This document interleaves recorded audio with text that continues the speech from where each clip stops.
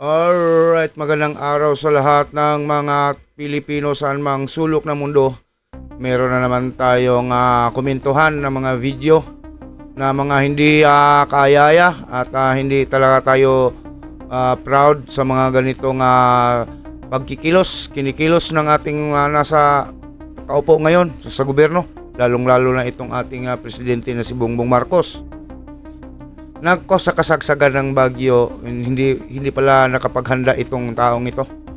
Di ba sabi ni President Duterte noon na 3 days before maglandfall yung bagyo, ay dapat meron ka ng plano kung anong dapat gawin, hindi yung mismo sa araw ng pagdating ng bagyo ay doon ka palang kikilos. Kitang-kita na natin kung ano talaga ang silbi, kung ano talaga ang karakas nitong ating nagawang ating naibutong tao dyan sa Panguluhan at ating nailagay dyan sa Malacanang. Tila ba itong taong ito ay walang alam sa trabaho, walang alam sa mga plano, o walang experience kung paano mag-handle ng ganitong sitwasyon. Kaya tingnan nyo nga itong mga sinasabi niya. Para na siyang nababaliw. Para siyang ano bang tawag doon? Ano bang terminology na para doon yung aligaga. Aligaga ang kanyang kilos. Hindi niya alam kung ano ang dapat gawin, o hindi niya alam kung ano bang iutos niya sa mga ahensya. Tingnan niyo. Tingnan. It's really the flooding that we're going to have to deal with. So, anong gagawin natin? Anong gagawin natin? Anong gagawin natin? It's really the flooding that we're going to have to deal with. So, Nako. Tingnan nyo. Ano yon? Anong gagawin natin? Patay na. Patay na talaga. Ano daw ang gagawin natin? Tayo pag mag-iisip para sa kanya. Kaya nga natin binoto, mayroon tayong presidente, kaya nga nag-eleksyon tayo para may gagabay sa atin, mas matalino pa sa atin, mas magaling pa sa atin. Tapos ngayon, siya pa itong nagtatanong, anong gagawin natin? Naku. Alam nyo mga kaibigan, ang mas mabuti pa umalis na lang dyan si PBBM. Mas mabuti pang bumaba na lang siya sa pwesto kaysa mas marami pang madadamay dyan sa kanyang kabubuhan na yan. Nako, paano kung tatama itong Big One sa Metro Maynila sa panahon niya? Sigurado akong marami ang mapapabayaan. Oo. 'Di ba? Bagyo nga ito. Hindi niya pinaghandaan na malayo pa. Malalaman naman natin kung kailan tatama ang bagyo. Matansya naman ito kung gaano kalakas at matansya na kung ano magiging pinsala sakaling ito ay tatama na sa lupa. Pero bakit itong taong ito ngayon ay walang alam? Puro siguro ito nakadepende sa kanyang mga nasa likuran, yung mga nasa kanyang mga ano bang tawag sa mga ganyan? Cramming na naman ako dito. Mga advisor niya, puro advisor ito. Wala itong trabaho. Puro lang ito siguro tulog, kain, meeting. Wala itong ginagawang pagbabasa kung ano bang walang study, hindi nag-aaral kung paano niya patatakbuhin itong ating bansa. Ito wala talaga ito.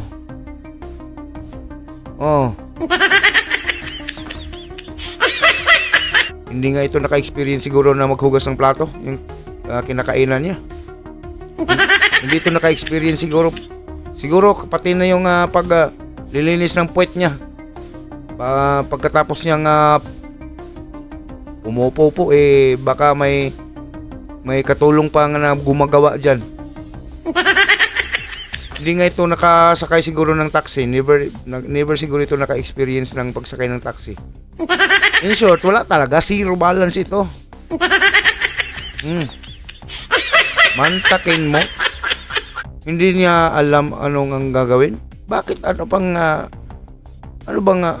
saan ba ito naglalagi? Bakit andyan pa siya sa pwesto na yan kung hindi niya kaya ang trabaho? Hindi Sara. Proxy ka muna, Day. Proxy ka muna kung may mga kalamidad at pagkatapos ng mga kalamidad, saka ito ibalik sa pwesto at paparti-partihin mo lang. Tapos pag may pag may kalamidad na naman, balik ka na naman pagka-presidente.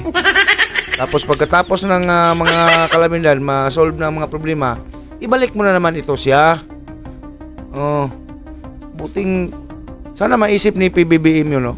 Kapag may kalamidad, mag-leave muna siya, tapos si Sara Duterte ang bahala muna. Tapos kung okay na ang lahat, balik na naman siya sa pwesto. Balik na naman siya. Duty na naman siya bilang presidente. Tapos pag may lindol, okay, Vice, tawagan niya na. Vice, ikaw na naman dito, may lindol, hindi ko kaya ito. Mas mabuti pa ang ganun ang gagawin mo, Doy.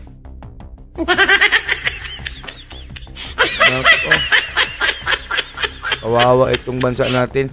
Sana hindi na ito abot ng 2028. Mapapalitan itong taong ito kasi marami ang madadamay, marami ang kawawang Pinoy sa ganitong klaseng presidente.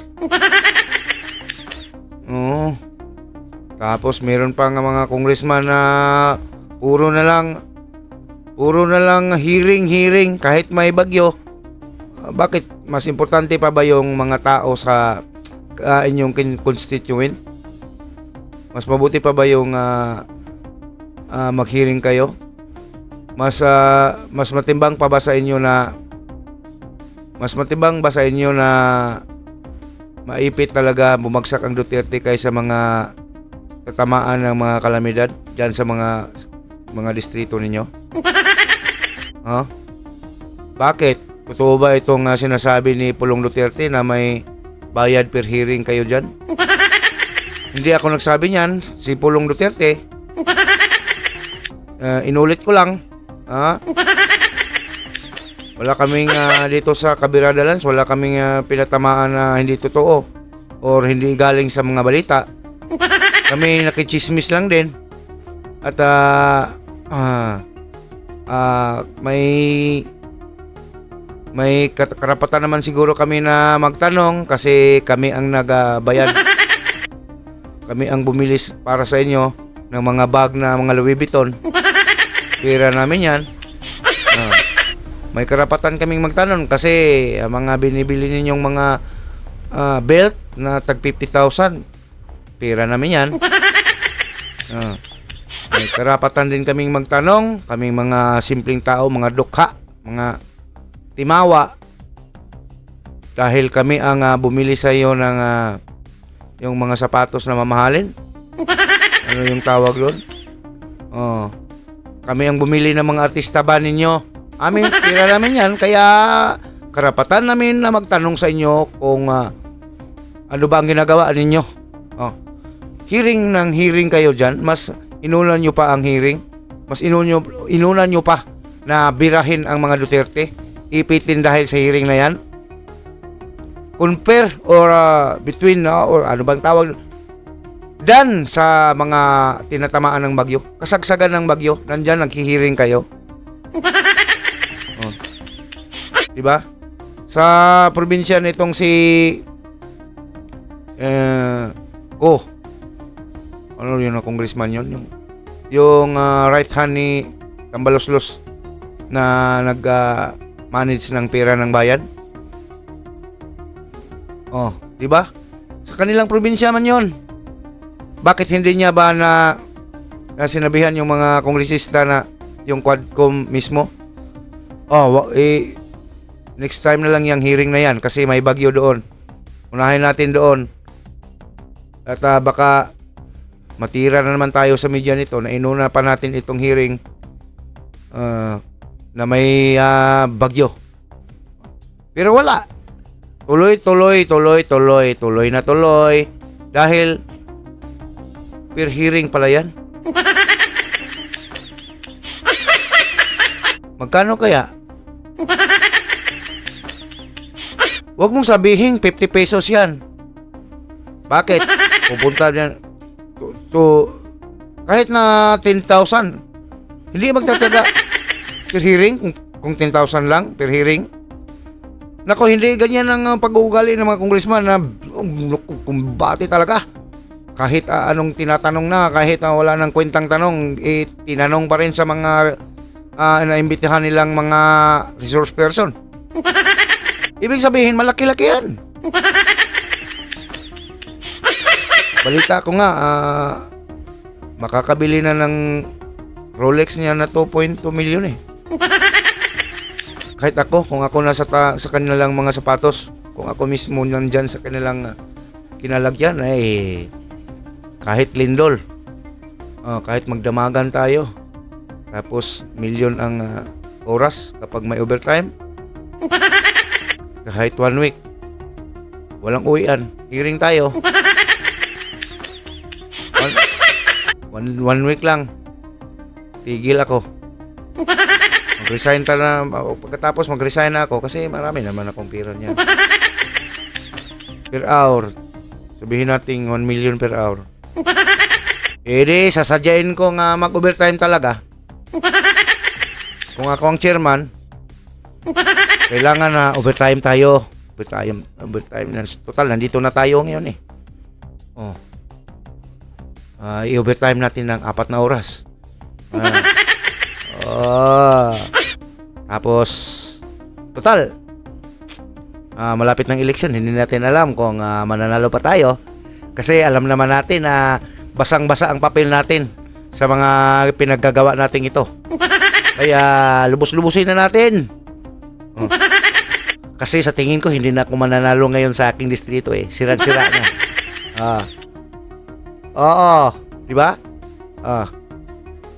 Baka walang bubuto sa akin kahit nasa social media, wala na talaga.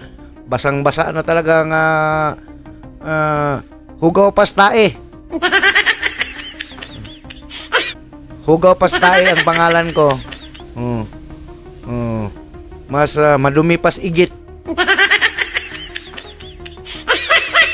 Ang aking pagkatao ngayon, damage na damage. Kaya wala na. Break a leg na to. Let's break it on. Tapos kahit hindi tayo manalo, di ba?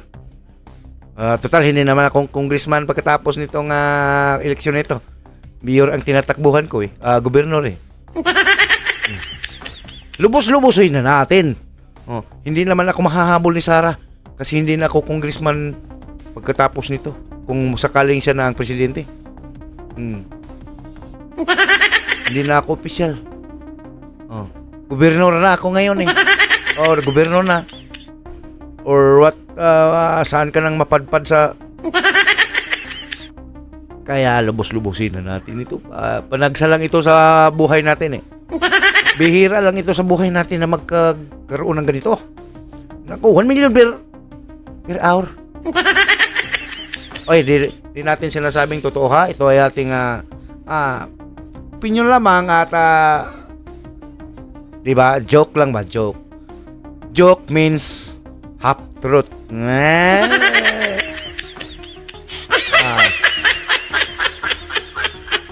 Joke means half truth.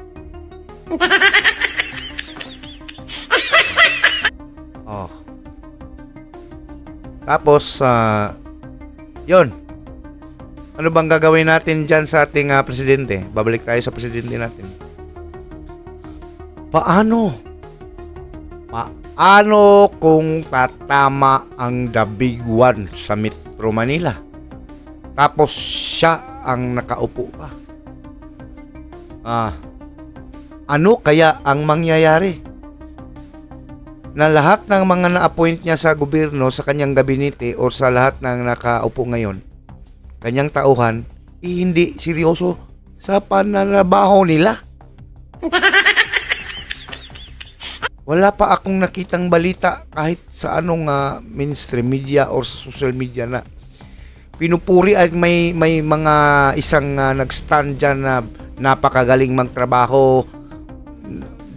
Halimbawa sa agriculture secretary o ganun, secretary. Nako, wala pa akong nakita kagaya ng mga dating mga administrasyon. 'Di ba? Kagaya ng sample sila si doon kay Pinoy, sila si GC Robredo. Kitang-kita naman natin na nagtatrabaho kahit ganun ang kanilang administrasyon noon. Kahit ganun si Pinoy, pero kitang-kita natin na may mga taong kumikilos doon at may tapat na mga tao na nagtatrabaho para sa kabutihan ng ating mga kababayang Pilipino. Balik tayo kay Gloria, sa panahon ni Gloria. Maraming mga opisyalis noon na nagtatrabaho para sa mga Pilipino, para sa kapakanan ng Pilipino. Kahit medyo corrupt sila noon, pero nagtatrabaho pa rin sila. Hindi nga kagaya ngayon na mas, nako, napaka-worse. Wala nang pakundangan, nag-uunahan, nagparamihan sila ng mga pakulimbat. Nako.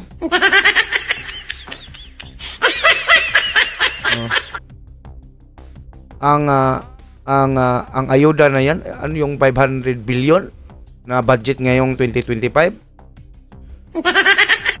Para yun sa walang kalamidad. Pero may kalamidad, walang budget doon. Doon lang magbigay sila ng ayuda kung maganda ang panahon. Maliwalas. Pero pag may mga sakuna, ay naku, walang budget dyan. Hindi nasulat sa mga budget yan. Mantakin mo yung sa Davao. Napakaganda ng panahon sa Davao, mainit, mahangin, okay talaga ang klima. Walang ulan. Samantalang doon sa Luzon, binagyo. Pero dito sa Davao nagbigay ng ayuda.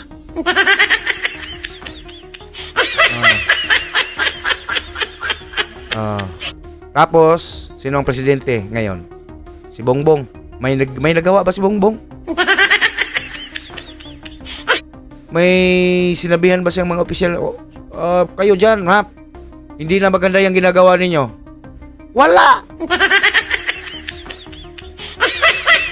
Walang nagdidisiplinang presidente sa mga tao niya ngayon. Pinabayaan niya kung ano ang gagawin. Bahala na kayo dyan kung anong gusto nyong gawin. Total, pagkatapos nitong termino ko, hindi na ako opisyal at wala na talaga akong wala na talaga. Kayo na naman kayo ang bahala dyan sa buhay ninyo. Ang importante, naging presidente ako. Pagkatapos nito, ikaw insan, ikaw nang bahala sa sarili mo kung anong gagawin mo dyan. Ikaw na bahala, san. Boylo, san, boylo.